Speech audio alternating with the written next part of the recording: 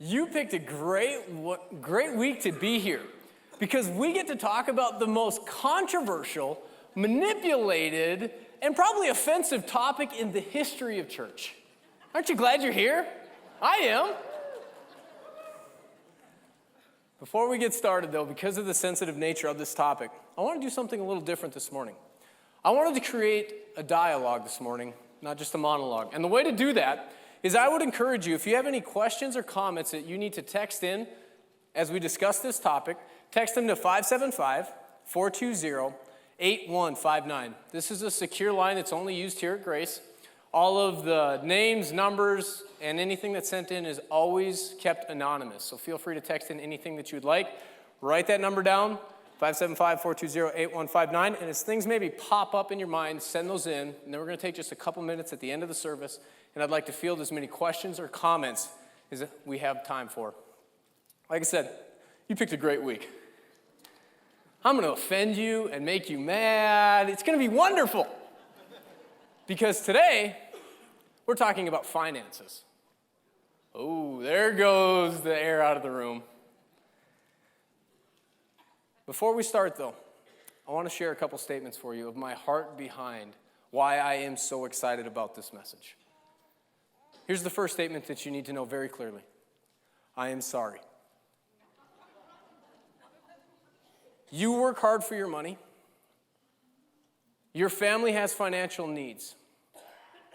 Then you volunteer your time to come into environments much like this, and somebody in the name of God stands up and makes you, guilt you into doing things with your money you never wanted to. And you come to hear more about God, but by the end of it, you feel like you sat through a timeshare presentation where they were trying to make you do things you never wanted to do. And some of you have really been hurt by this. You left church for years because all they wanted was your money. The goal of the church is not to get your money. It's to share the love of Christ with you. So I mean this from the bottom of my heart. If you've had an experience like that in a church in the past, I'm sorry. That's not my intention this morning. In fact, I want to make it very clear. I don't want your money. I don't. This is not the, you better give to Grace or Jesus isn't going to love you speech. It's not. I don't want your money. I do want something else for you, though. Here's what I want for you. I do want you to experience contentment, eternal rewards, a full life, and a close relationship with God. That is what I want for you. So if you want any one of those four things, we have to talk about finances. Because those four things come through how we view and use our money. I'm excited about this topic, not because I want your money. I'm excited so you can experience that in your life. Because money is powerful. And if you use it God's way, you can experience all of that and more. In Matthew 6:21, Jesus makes a very interesting connection that we often overlook. He says this. He says, wherever your treasure is, there the desires of your heart will also be. When we talk about finances, we think that it's just an external thing that we do. That when I give somebody money, it's just an external exchange. Jesus says, no, it's not. What you do externally with your money is directly connected to what's going on inside of your heart. And so what happens externally with our money is directly connected to what's going on internally. And we have to understand this. And if we don't, we're going to miss what Jesus is talking about and what the Bible teaches us about finances. And I want you to think about two things. First thing I want you to think about is a time in your life when you made a significant financial purchase for yourself. Think about that. For me, it was a 15-speed black mountain bike with sweet neon colors on it that was really cool in the 80s and 90s, all right? This thing was cool. When I saw it in the store, I knew I had to have it. And so I went home and I worked as hard as I could. I dreamt about that bike. I thought about that bike. I did everything I could so I could get that bike. And one day I saved enough. I went into the store, I pulled it off the shelf, and I brought it to the cashier. And in that moment, I exchanged my money for the bike. Now people would say, well, that was just an exchange, an external exchange. No, it wasn't. It was an internal exchange at all, because I was giving her money and she was giving me something that would bring me pleasure. Because my heart said, if you have this thing, Josh, you're going to be happy. Now I want you to think about this. When was the first time you made a significant financial sacrifice for someone else? I'm sure we've all done this at some point. Think about that time. When I was 8 years old, I received a crisp $20 bill. And when you're 8, guess what? $20 will buy you the world. So as I was thinking about how I was going to spend my small fortune, I was sitting in church, and the pastor got up, and he talked about these things called the giving box. And he challenged the congregation to bring them home, put them on their kitchen table, and any money that was given into those boxes for the next 2 weeks would go to feed children across the world that didn't have food and share the love of Jesus. I didn't think much of it, so we took a box. Our family got home. My parents put it right in the center of the kitchen table. I went back to thinking about how I was going to spend my small fortune. Then through a series of events, God said, Josh, you need to give that money to that box. And right away, I was like, no way. This is my money. This is my fortune. In fact, I already think I gave $2 as a tithe.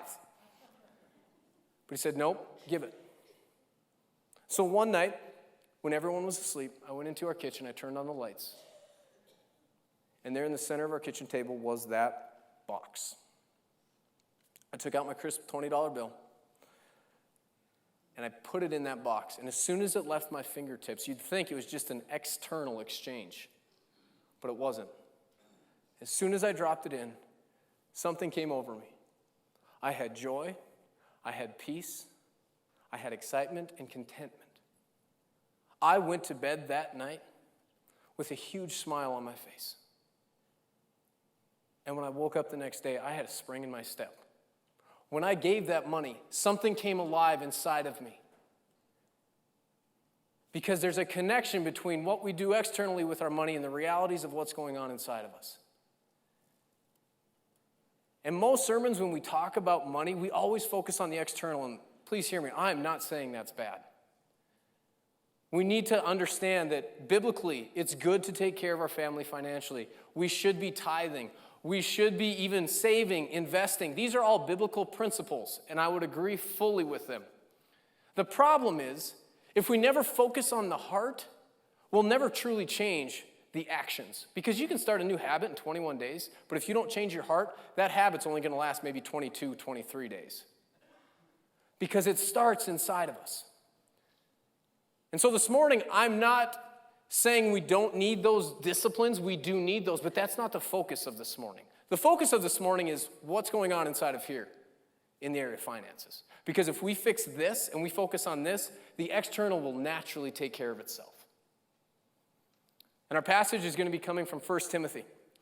And in this, he's going to talk to two groups of people. And I love it because everybody can be in either one of these two groups. He's going to talk to people who have money and people who want money.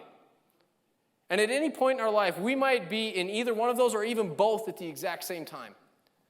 The first thing he's going to talk to is people who want money. Here's what he says. He says, these people, he's talking about false teachers, always cause trouble. Their minds are corrupt, and they have turned their backs on the truth. To them, a show of godliness is just a way to become wealthy. Yet true godliness with contentment is itself great wealth. First people he's talking to, people who want money. They're acting godly on the outside, but their internal motivation is, I just want money. And when that happens, Paul says, hey, they're never going to be wealthy. Why? Because true wealth is when you take godliness and you combine it with contentment, then you have true wealth. What is contentment? It's simply this. Contentment is saying, I have enough right now to live a full life. Practically, it's saying, if I never buy that new thing with wheels, if I never get that financial promotion, if I never buy that next thing from the store, I can live a full life without it. And when you combine that with godliness, you experience great wealth. That sounds very idealistic. Oh, that's a good thought. Paul's like, I know the reality. We don't do this. And that's why Paul says these next words. We try to find and set our contentment in our stuff. This is why he says this. After all, we brought nothing with us when we came into the world, and we can't take anything with us when we leave it. So if we have enough food and clothing, let us be content. The obstacle and opportunity for people who want money is contentment. You can experience contentment right where you are. Or you can pursue other things to try to give you that contentment. And Paul says, don't waste your life trying to be content in things that will never bring you contentment. Don't do it. Instead, you can experience contentment right now if you have two things. If you have food and you have clothing. I'm very excited this morning to see that you all have clothing. Great job. And it looks like some of you have more than enough food.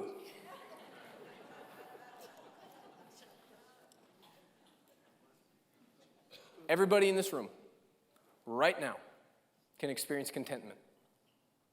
Everyone. You can say, I am able to live a full life with what I have right now. The problem is, Paul's like, most people aren't going to do that.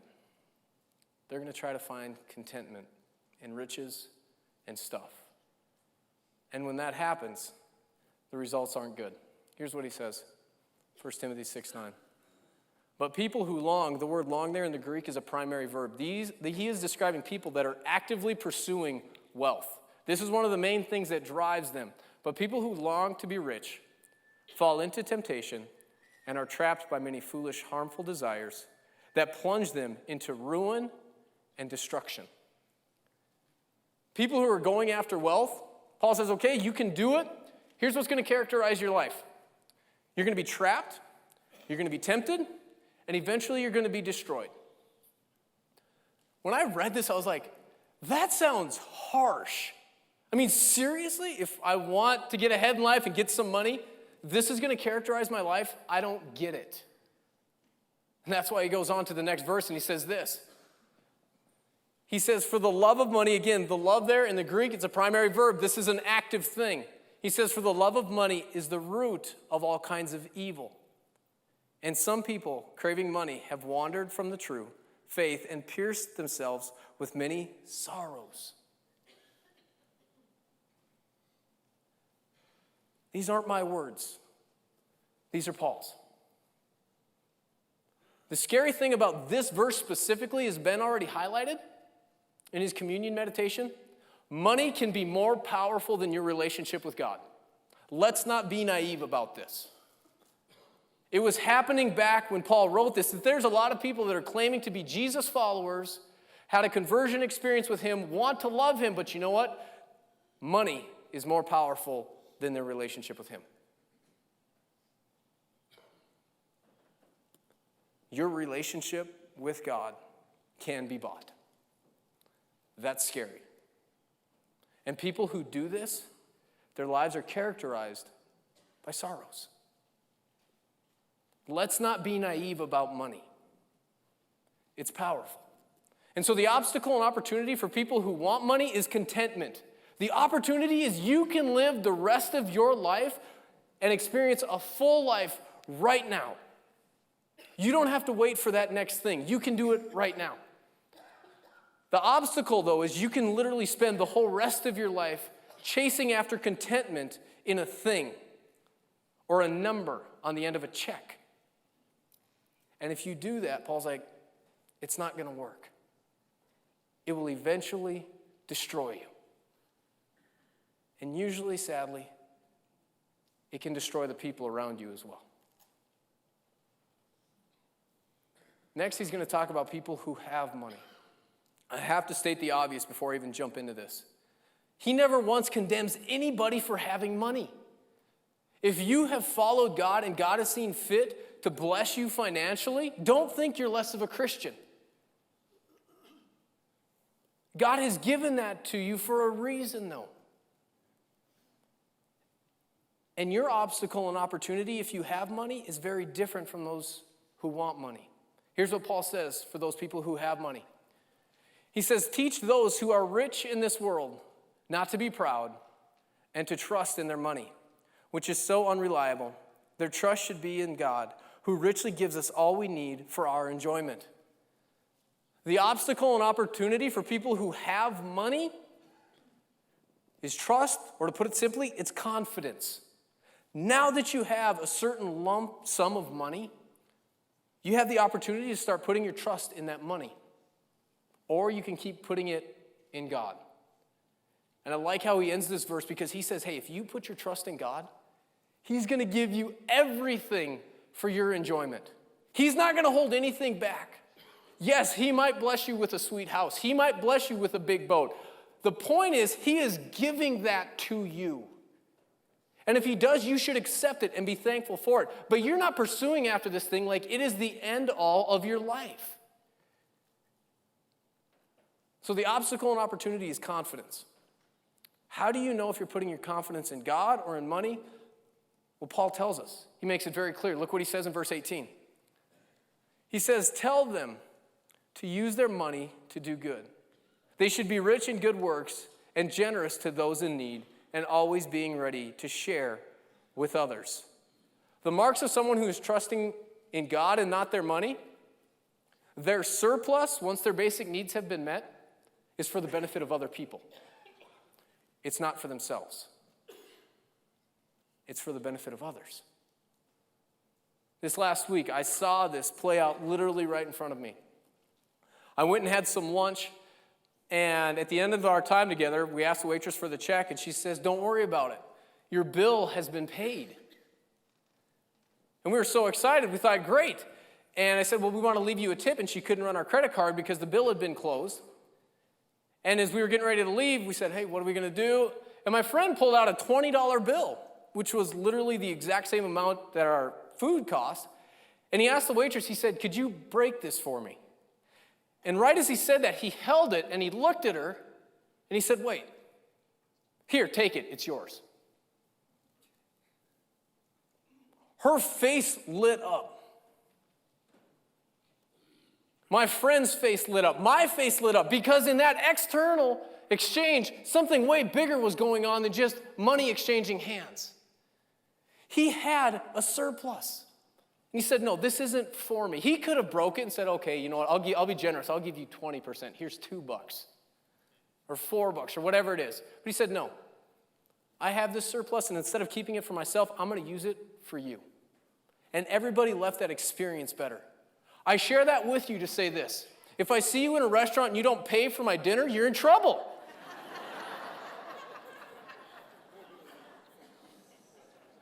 I'm glad we got that out there. No, isn't that a great example, though, of what God does for us? He meets our needs. And more than that, he gives us above and beyond what we need. But sadly, what we do is when it goes above and beyond, we keep that 20, and we say, no, this is for me. Or, okay, I'll be nice. Here's a couple bucks, but the rest is for me. When the opposite is true. He's saying, I have met your needs. And you know what I want you to do with the surplus? Use it to bless someone else. If you're doing that, your confidence is in God, not your money. And there's a promise if we have this kind of focus where our confidence is God, not our money. It says this. By doing this, they will be storing up their treasure as a good foundation for the future so that they may experience true life. 2 promises. If you keep your confidence in God instead of your money, 2 things are going to happen. When you use that money to serve other people, that money is actually going to go ahead of you into eternity. And the people that money affects will be with you forever. and you will enjoy that contribution forever. That's the first promise. And the second is this. When we do this, we're actually going to experience true life. It's funny that we use money to try to buy our way into life because we think it comes with wheels or it comes in a box or it's in a store. But God is saying, no. You're going to experience true life when you use your money to serve other people. That's when you experience it. And it's a promise. So the obstacle and opportunity for people who have money is confidence. Are you going to keep your confidence in God, who's going to give you everything you need for your enjoyment? Or are you going to trust in your money? Is your confidence going to be in your money? The choice is up to you. So the obstacle and opportunity for people who want money, contentment. Those who have money, confidence. One of the biggest things that's going to get in the way of living out these truths can be summarized by this thing right here.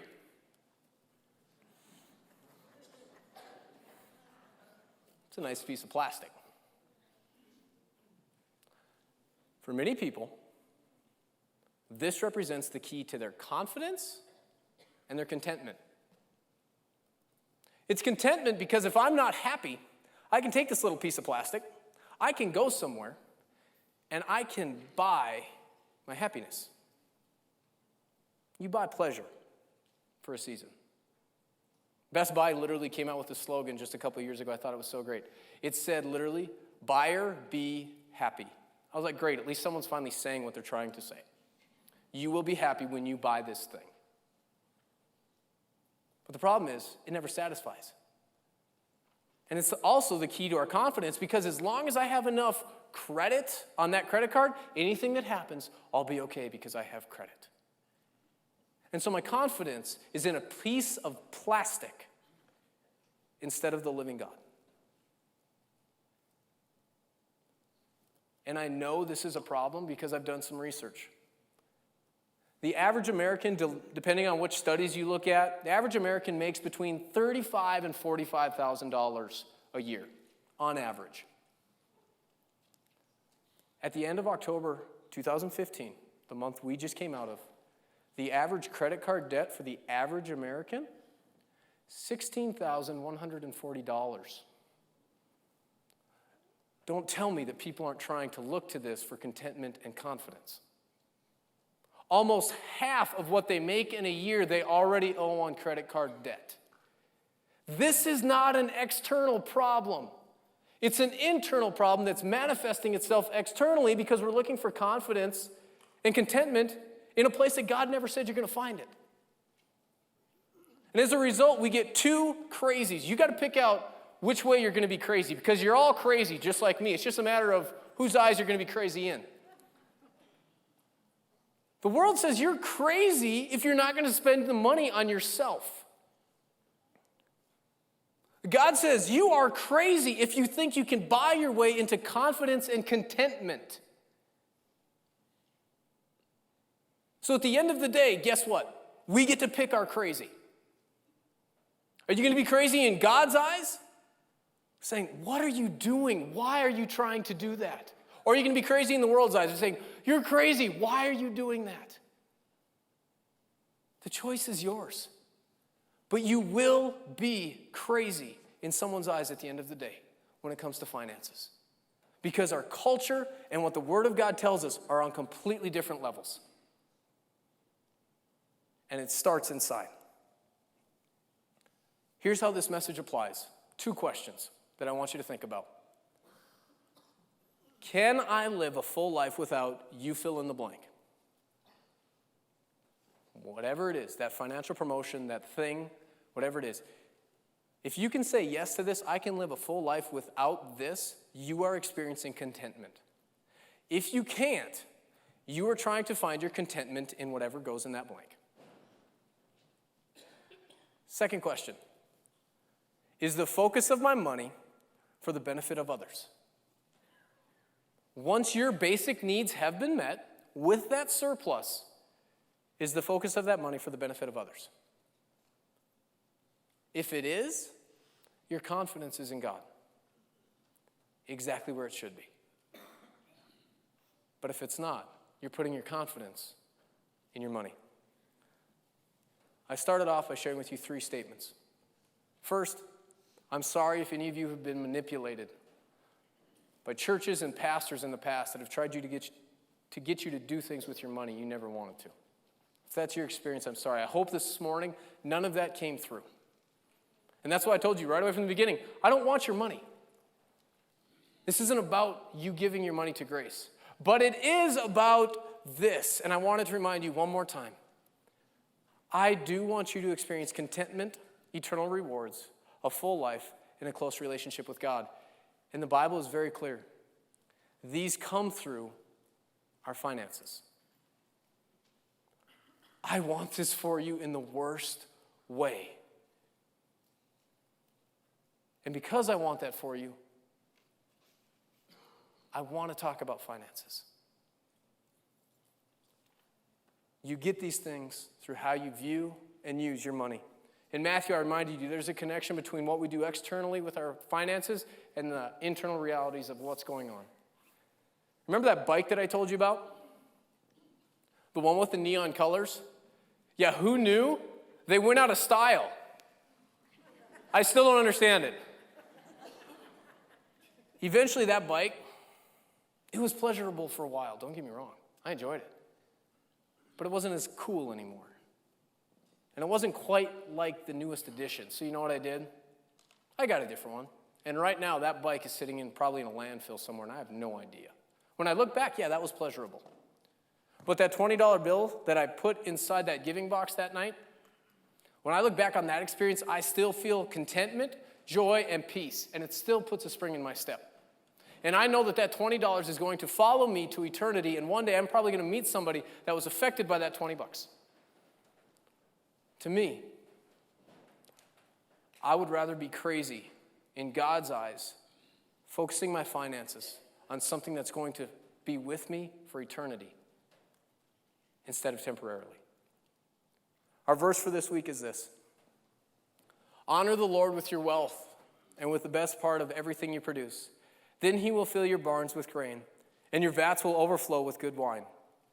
When we honor the Lord, internally and externally, with our finances, he promises he will work. It's not a matter of maybe, it's a matter of no, he will do this. So if you want to be financially healthy, you have a couple obstacles and opportunities in front of you. First one is contentment. The second one is confidence. You get those right inside of you, the external realities of what you do with your money will naturally fall into place. But those are the characteristics of what's going on inside of somebody who is financially healthy. Let's pray.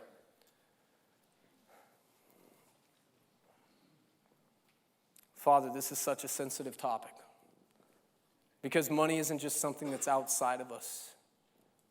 It controls us, and it guides, and it leads us inside. So God, I pray a special blessing over the people that are willing to maybe just take one step this week in this area.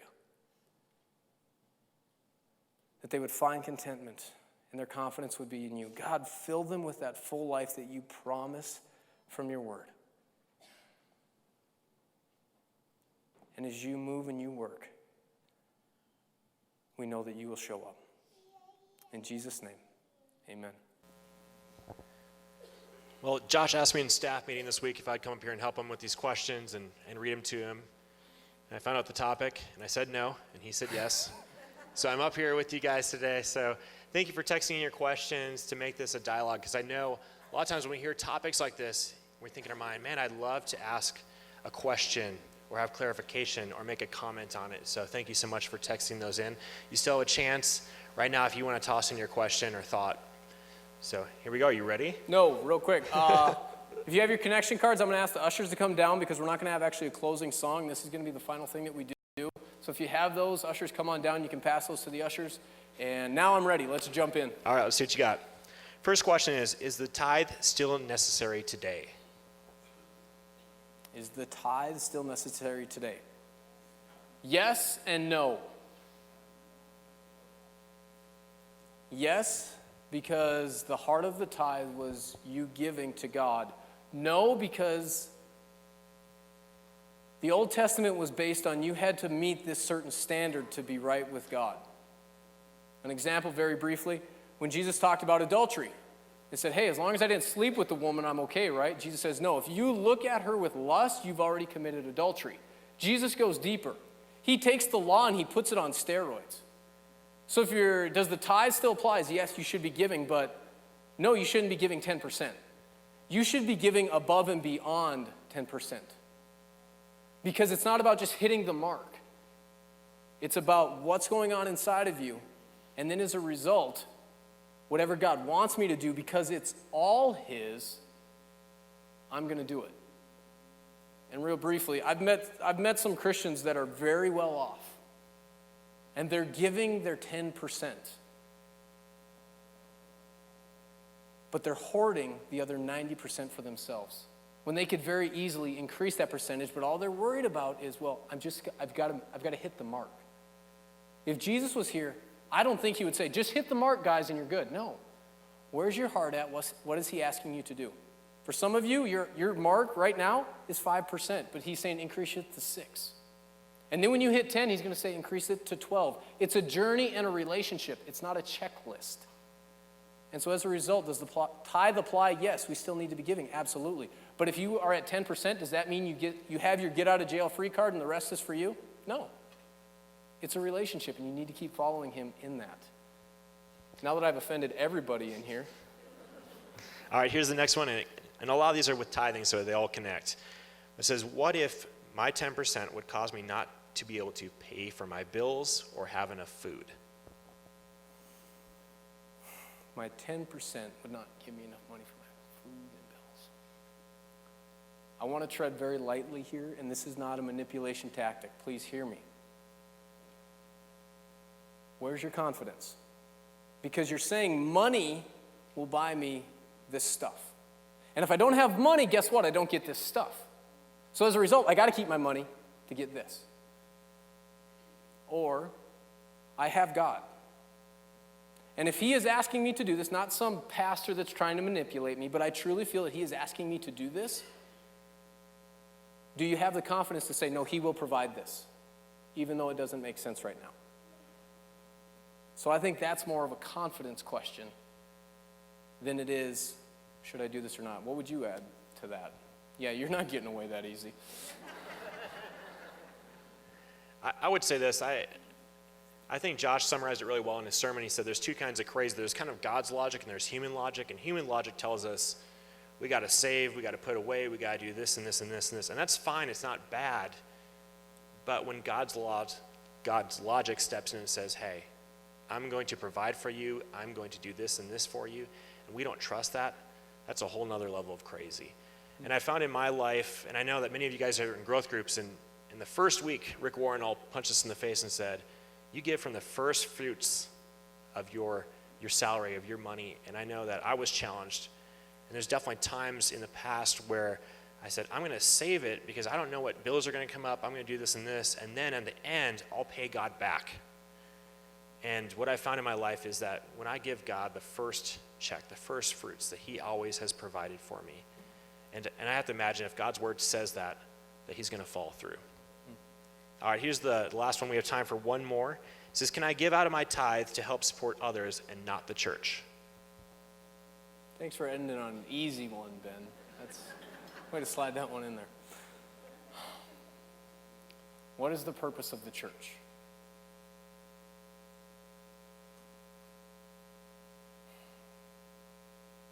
I believe the purpose of the church is to support others and to introduce them to the love of Christ. This is where I'm going to play a double meaning on you. Who is the church? You, but all of us together also. I think that would be a question that you would need to sort through with God.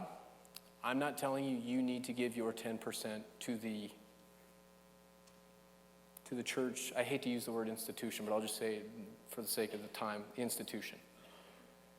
But I think there is a problem if you think that there's a disconnect between what the church is doing and what you can do. well, they're just about money and paying bills. I'm going to actually serve people. If that's your heart, you've already missed what the whole point of this gathering is about. But if God puts it on your heart of saying, hey, you've got your 10%, that's good, and I want you to give $500 of it to help this family, again, the basis of that is a relationship. And I would say, then, yeah, you better give it to that. But if you're looking for a way out, be like, hey, I might get in nice with this guy if I give him this, and so I'm not going to give it to the church, that's a problem. So that's what I would maybe say on that. Maybe, no, that's what I would say on that, not maybe. All right, you already did, so I guess that's what's going to happen. It's history. We do want to thank you guys all for coming. That's all the time we have for questions. I know a few of you, I didn't get to your question. I'm sorry about that. But I do want to thank you for coming. If this is your first time to Grace, I hope you can find a way to make Grace your church home because we'd love to have you. If this is your first time, if you go out and to the left, you're going to find a New Beginnings table, and we'd love to give you a gift for checking us out. I do hope that God blesses your Sunday and your week. We'll see you guys next week.